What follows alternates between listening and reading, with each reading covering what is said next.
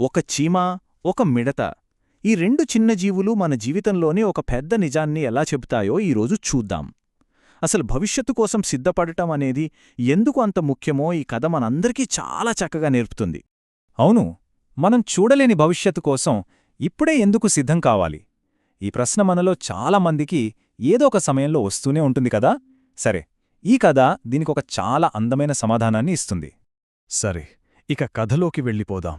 మన కథ ఒక అందమైన అడవిలో, అంతా ప్రకాశవంతంగా ఉన్న వేసవికాలంలో మొదలవుతుంది. అక్కడ ఇద్దరు స్నేహితులుండేవారు, కాని వాళ్ళిద్దరి ఆలోచనా విధానాలు మాత్రం పూర్తిగా వేరు. ఒక పక్క ఏమో చీమ చాలా శ్రద్ధగా రాబోయే చలికాలం కోసం ఆహారాన్ని పోగేసుకుంటోంది. మరో పక్కనేమో మన మిడత హాయిగా ఆడుతూ పాడుతూ వేసవిని ఎంజాయ్ చేస్తోంది. చూశారా, రెండు పూర్తి భిన్నమైన లైఫ్ స్టైల్స్.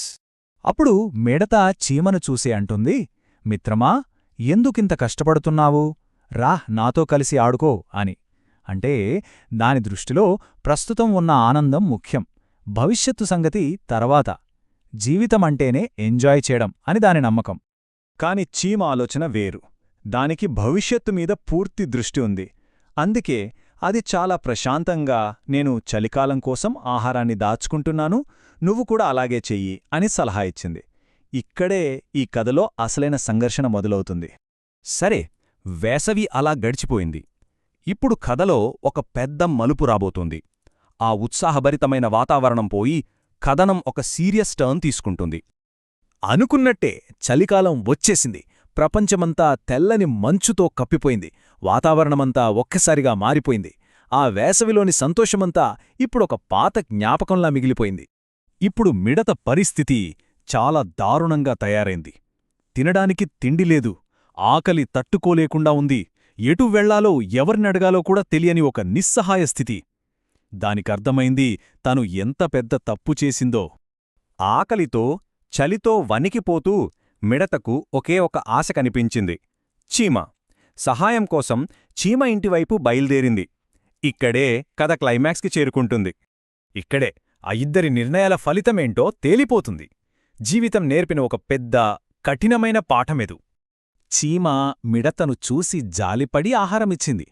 కాని ఇస్తూనే ఒక ముఖ్యమైన మాట చెప్పింది: చూశావా, సమయమున్నప్పుడే కష్టపడి ఉంటే ఇప్పుడీ ఇబ్బంది ఉండేది కాదు కదా అని. చూడండి, చీమ మాటల్లో కేవలం నింద లేదు, జ్ఞానం, కాస్త కరుణ కూడా ఉన్నాయి.